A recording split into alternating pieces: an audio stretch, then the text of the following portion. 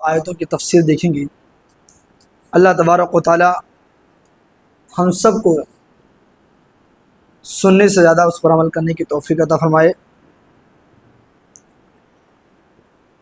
18ویں پارے کے اندر اللہ تبارک و تعالی نے کچھ کامیاب لوگوں کا تذکرہ کیا ہے کہ کامیاب کون لوگ ہیں۔ ان لوگوں کو اللہ تبارک و تعالی نے بیان کیا ہے۔ دیکھیے، دنیا کے اندر آج ہر شخص کامیاب ہونا چاہتا ہے، ہر شخص سفلتا ڈھونڈتا ہے، سکسیس ہونا چاہتا ہے کہ میں سکسیس ہو جاؤں، کامیاب ہو جاؤں۔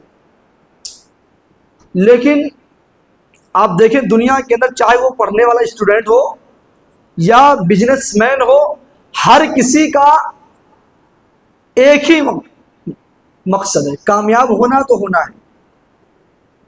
جو لوگ پڑھائی کرتے ہیں، چاہے وہ ڈاکٹری لائن ہو یا آئی پی ایس کی لائن ہو، آئی ایس کی لائن ہو، یہ طالب علم یا اسٹوڈنٹ پوری رات محنت کرتے ہیں، 24 گھنٹہ محنت کرتے ہیں، اور ان سے جب پوچھو اتنا محنت کیوں، تو جواب ملتا ہے ہمیں کامیاب ہونا ہے۔ اور آپ دیکھیں ایک بزنس مین صبح اپنے دکان پر کب جاتا ہے؟ 9 بجے 10 بجے، اور شام کو 9 بجے 10 بجے لوٹتا ہے۔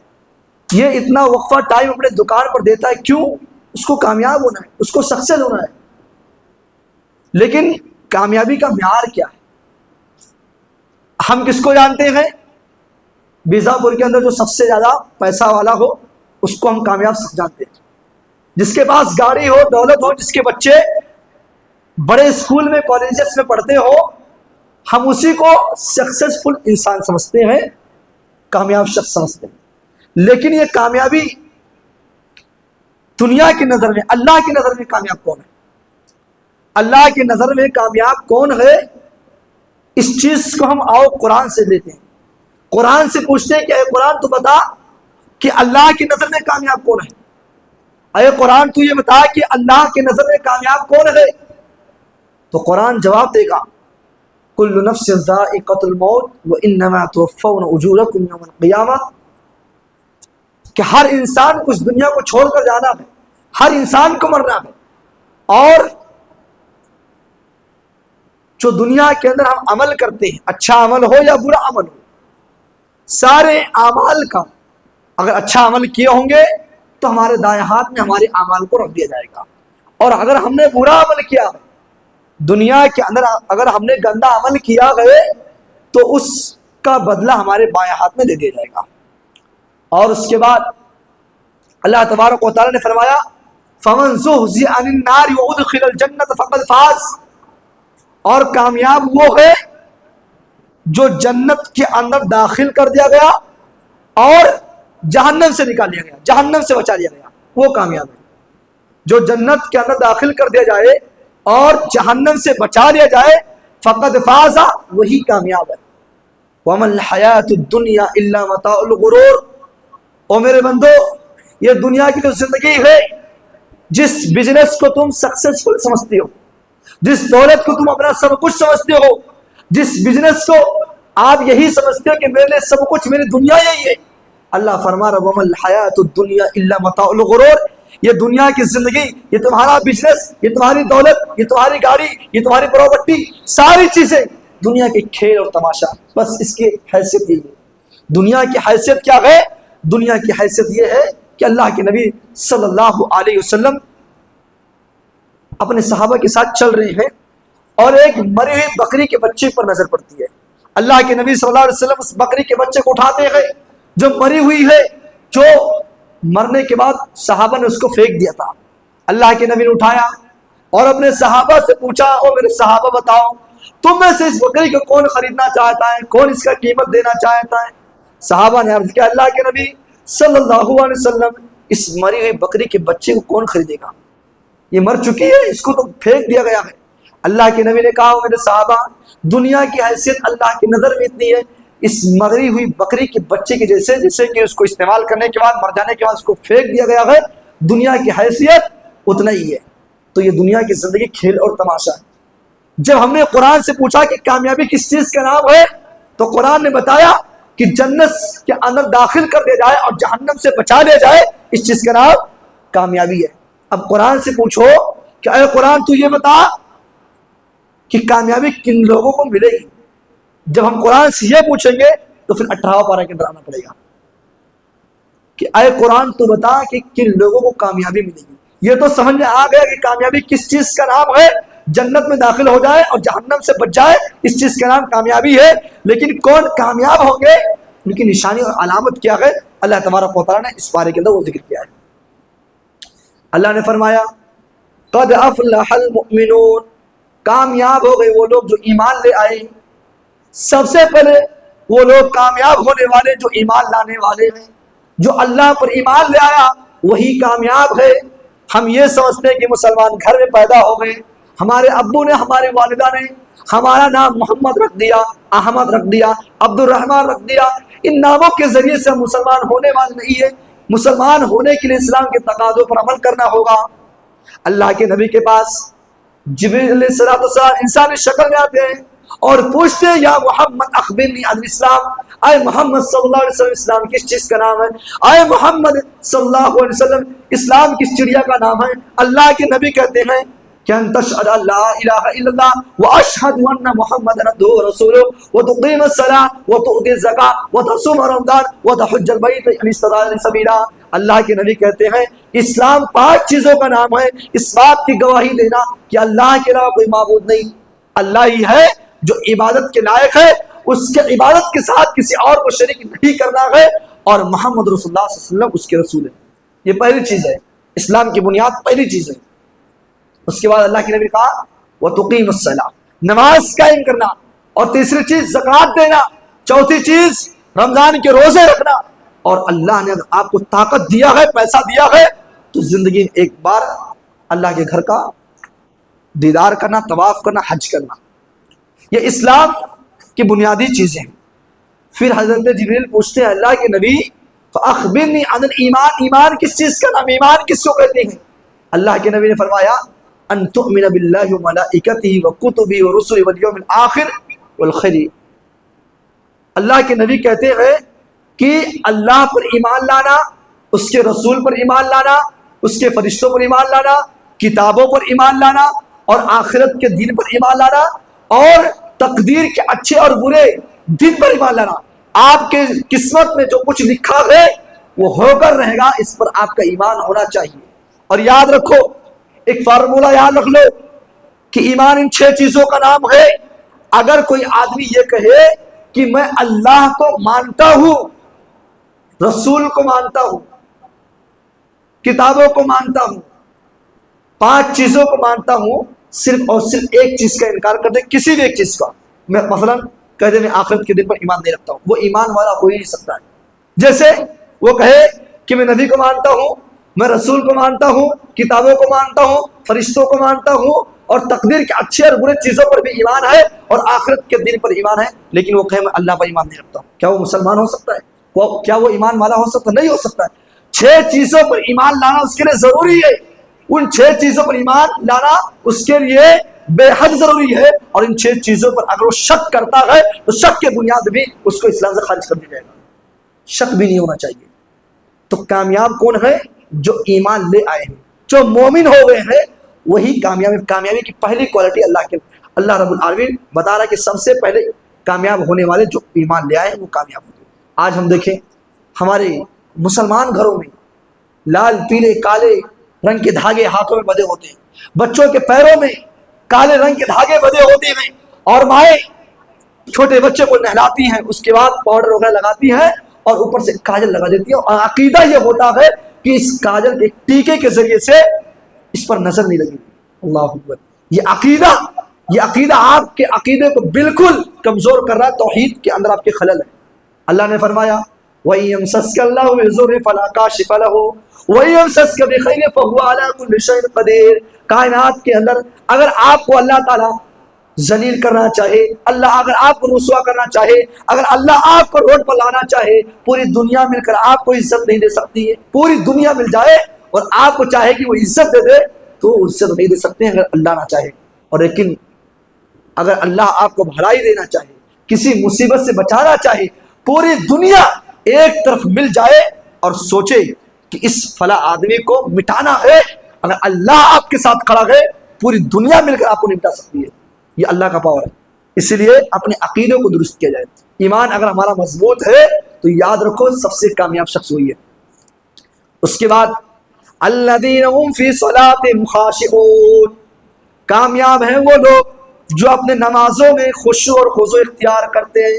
جن لوگوں کی نمازوں میں اللہ کا ڈر ہوتا ہے وہی لوگ کامیاب ہوتے ہیں۔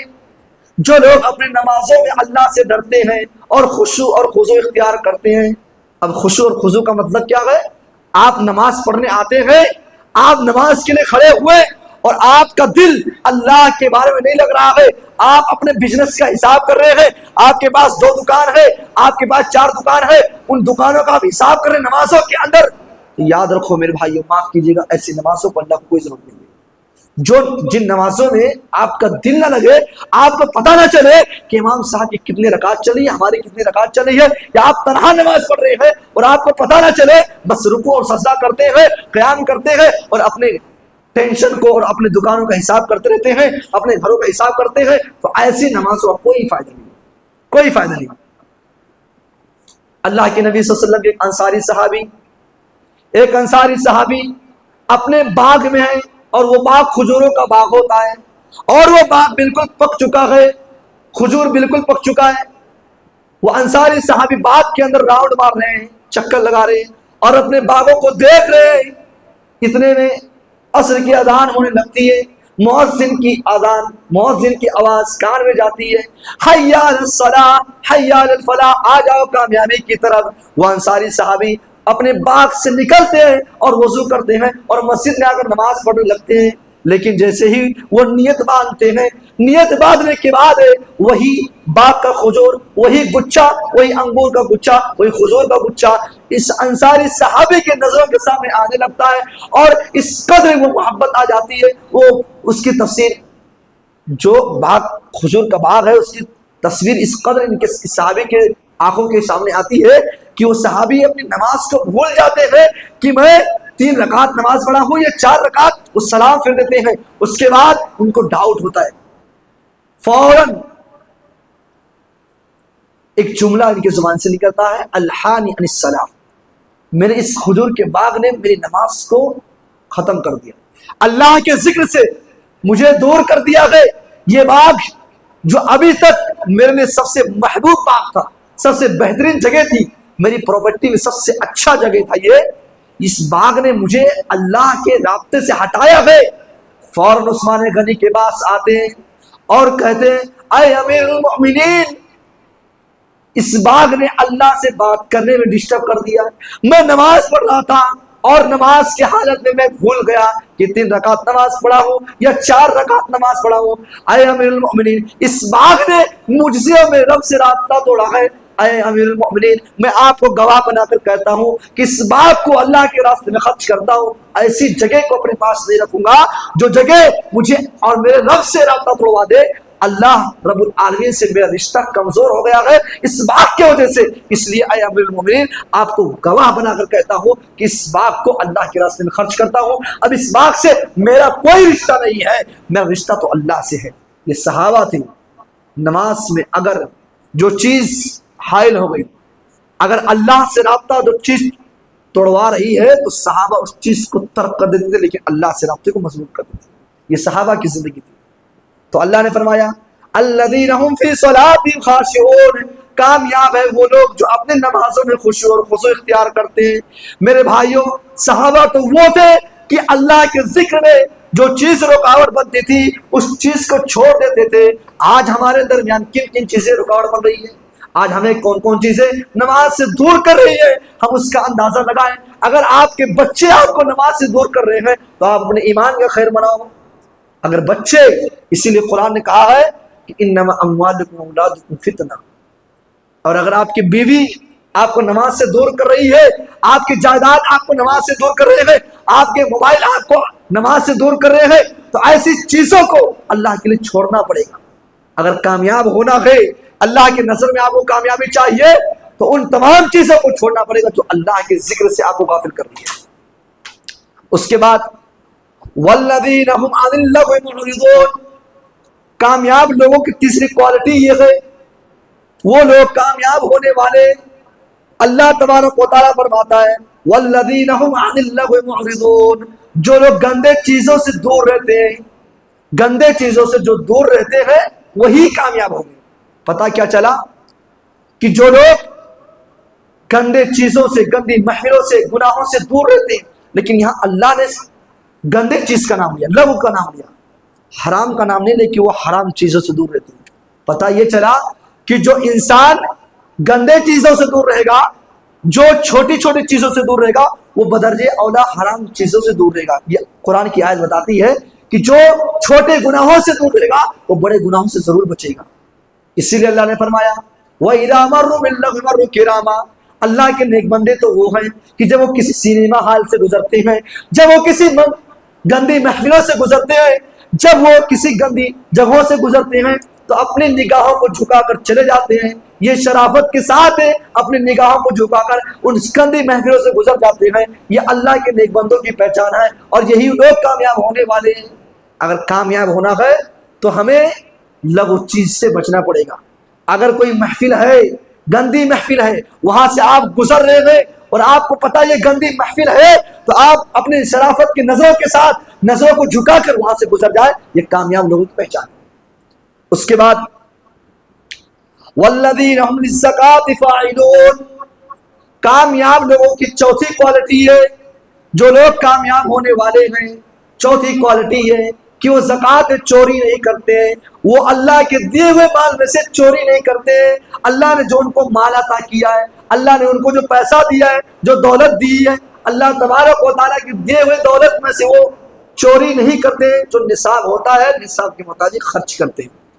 7.5 تولہ سونا ہے تو دماغ نہیں لگاتے ہیں کہ اسلام نے تھوڑی سی چھوٹ دی ہے، 7.5 تولہ ہے تبھی زکوٰۃ نکلے گا تو چلو آدھا تولہ اپنے کسی دوست کو دے دیتے ہیں، یا بیوی سوچے اپنے بہن کو دے دیتے ہیں، نصاب کا مقرر ختم ہو جائے گا اس کے بعد پھر لے لوں گی. وہ دماغ نہیں لگاتے، 7.5 تولہ ہے تو 1 تولہ زکوٰۃ نکال دیتے ہیں.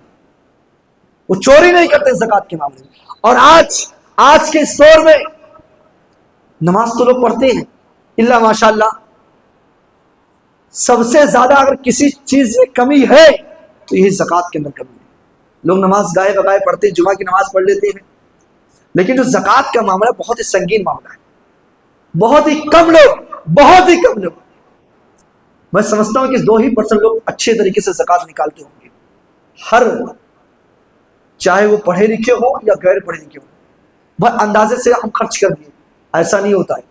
آپ کے اندر نصاب، زکوٰۃ کا نصاب پہنچ گیا. انشاءاللہ میں سنڈے کو زکوٰۃ کے تعلق سے ایک جو ہے تقریر کروں گا، لیکن ایک مختصر سی بات بتا رہا ہوں کہ کامیاب لوگوں کی کوالٹی یہ ہے، چوتھی صفت یہ ہے کہ وہ اللہ کے راستے میں جو اللہ نے ان کو دیا ہے وہ اللہ کے راستے میں خرچ کرتے، چوری نہیں کرتے ہیں.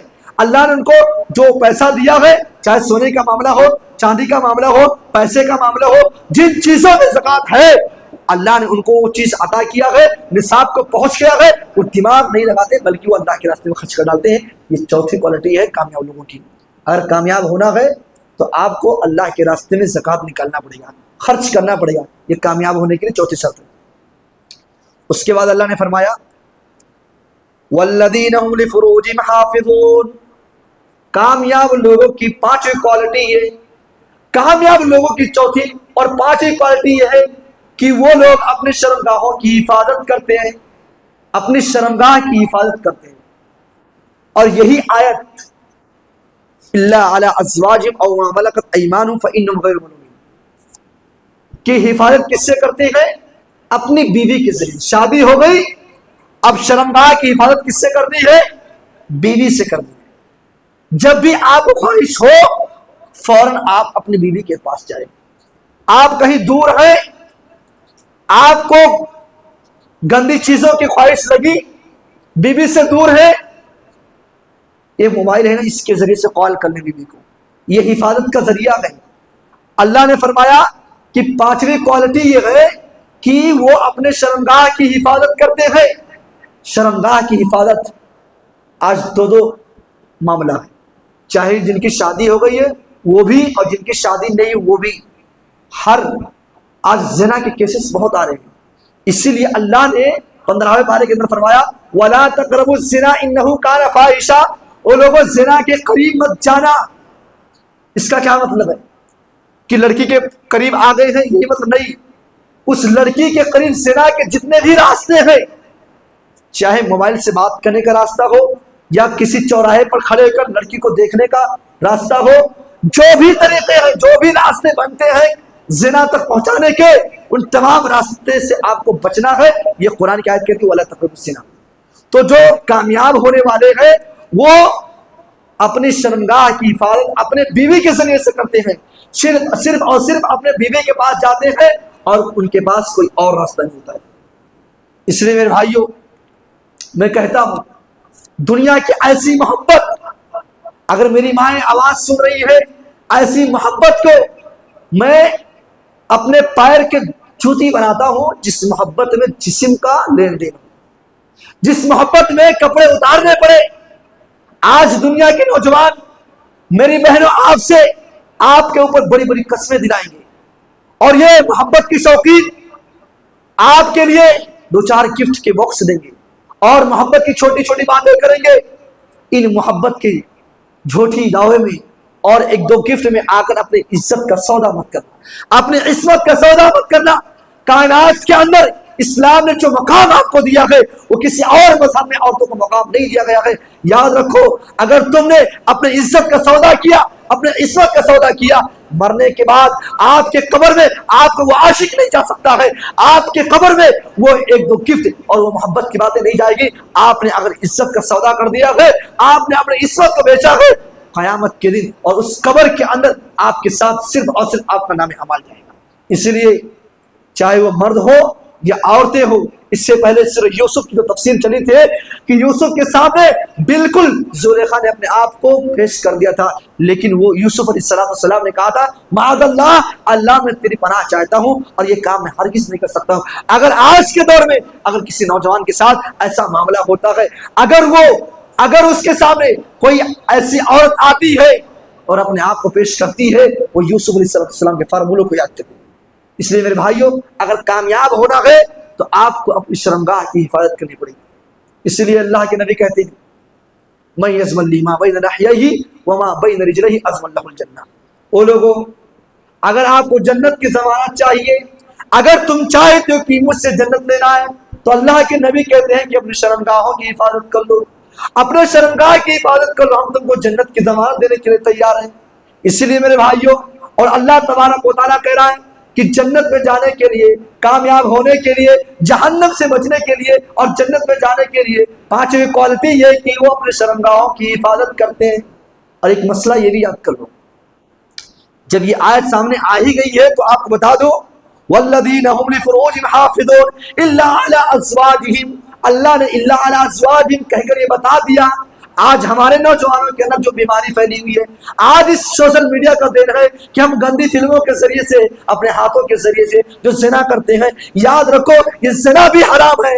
ہاتھوں کے ذریعے سے زنا کرنا، اپنی خواہشات کو پورا کرنا ہاتھوں کے ذریعے سے یا کسی اور کے ذریعے سے، یہ حرام ہے. حرام صرف اور صرف اپنے بیوی سے پورا کرنی ہے. اور جن کی شادی نہیں ہوئی ہے اگر وہ ان کو خواہشات ہو رہے ہیں تو وہ روزہ رکھے اور اگر اس کے باوجود نہیں ہو رہا تو شادی کر لیں.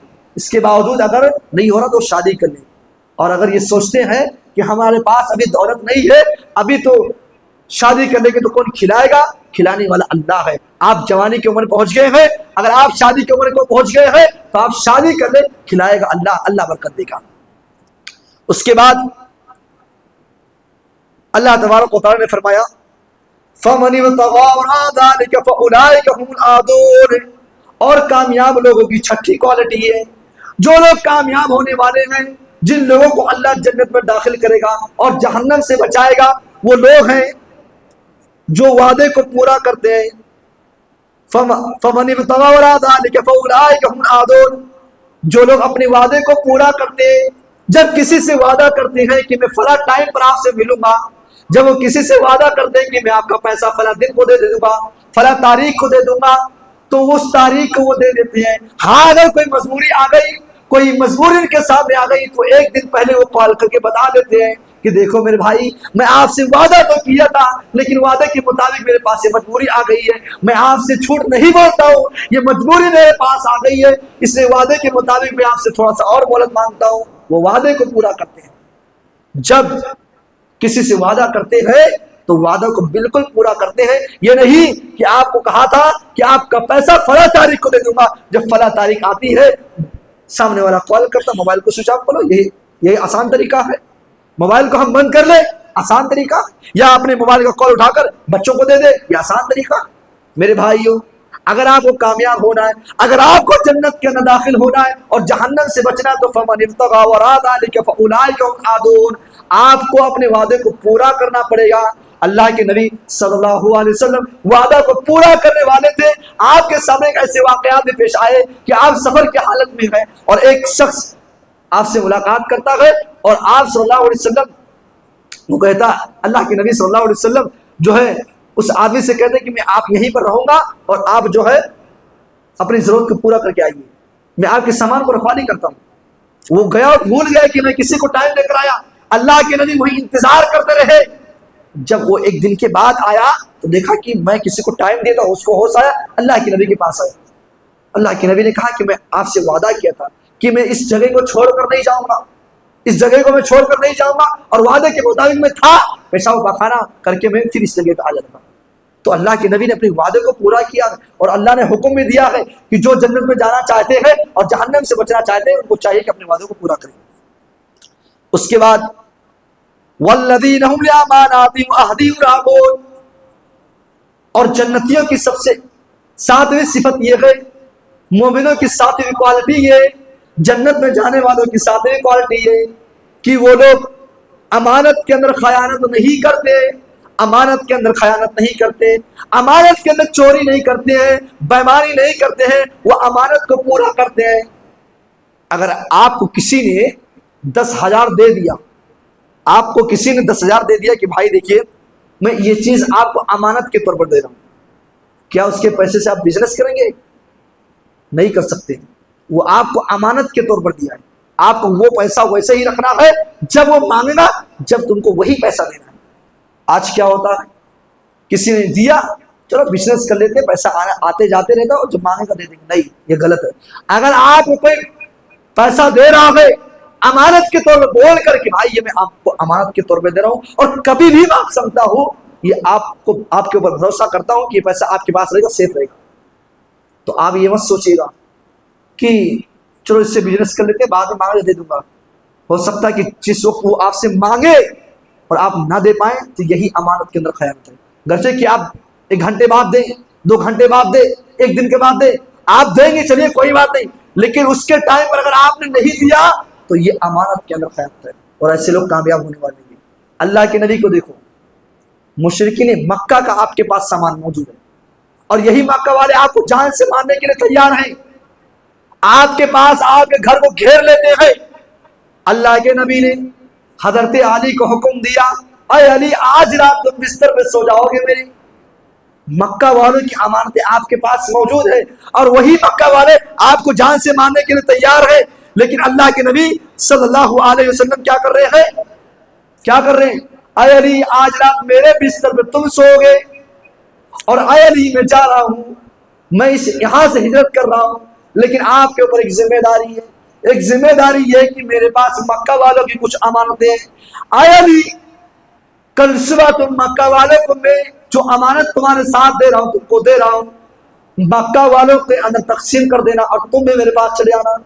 اے علی میرے پاس یہ مکہ والوں کی امانت رکھی ہوئی ہے، یہ آپ کے حوالے کرتا ہوں، یہ مکہ والے مجھے جان سے مارنے کے لیے آمادہ ہیں، جان سے مارنے کے لیے تیاری کر رہے ہیں، اے علی آج رات بستر پہ سو جانا اور صبح سارے مکہ والوں کو امانت دے دینا، تقسیم کر دینا، میں تو چلا لیکن اے علی بھولنا مت اس کو تقسیم کر دینا۔ یہ اللہ کے نبی صلی اللہ علیہ وسلم کا حال ہے امانت کے اندر، کبھی خیر اللہ کے نبی صلی اللہ علیہ وسلم نے نہیں کیا اور اپنی امت کو بھی یہی تعلیم دی ہے۔ جو لوگ امانت کے اندر خیانت کرتے ہیں یہ منافقوں کی علامت ہے۔ وَإِذَا اؤْتُمِنَ خَانَ، یہ جو منافق ہوتے ہیں وہ امانت کے اندر خیانت کرتے ہیں، پیمانی کر لیتے ہیں، اور یہی وجہ ہے پیمانی کی وجہ کہ منافق ہو جاتے ہیں، اور منافق کو سب سے جہنم کے سب سے نچلے سب سے نیچے ان کو ڈالا جائے گا، اس لیے منافقت سے ہم بچیں۔ اس کے بعد والذین هم علی صلواتہم یحافظون، اور آخر میں اللہ نے پھر کہا کہ وہ لوگ کامیاب ہونے والے جو اپنی نمازوں کی حفاظت کرتے ہیں۔ اس سے پہلے کیا کہا تھا کہ نماز میں خشوع اور خضوع کرتے ہیں، وہ الگ مسئلہ ہے، اور یہاں جو اللہ نے فرمایا والذین هم علی صلواتہم یحافظون کہ وہ لوگ جو کامیاب ہونے والے ہیں وہ اپنے نمازوں کی حفاظت کرتے ہیں۔ کیا مطلب یہ ہے کہ ظہر کی نماز پڑھتے ہیں تو عصر کا ٹینشن ہوتا ہے، عصر کی نماز پڑھتے ہیں ان کو مغرب کا ٹینشن ہوتا ہے، مغرب کو پڑھتے ہیں تو عشاء کا ٹینشن ہوتا ہے کہ کہیں میری عشاء کی نماز چھوٹ نہ جائے، کہیں ظہر کے بعد میری عصر کی نماز نہ چھوٹ جائے۔ وہ اپنے نمازوں کی حفاظت کرتے ہیں، ان کو ہمیشہ نماز کا فکر ہوتا ہے، نماز کا غم ہوتا ہے، میری نماز چھوٹ نہ جائے۔ اللہ کے نبی صلی اللہ علیہ وسلم سفر میں ہے، صحابہ کے ساتھ موجود ہے، اور کافروں کو پتہ لگتا ہے کہ اللہ کے نبی کے ساتھی اور اللہ کے نبی آئے ہوئے ہیں اور عصر کا ٹائم ہو گیا ہے، اور ان کو پتا تھا، کافروں کو پتا تھا کہ مسلمان عصر کی نماز کو نہیں چھوڑتے ہیں۔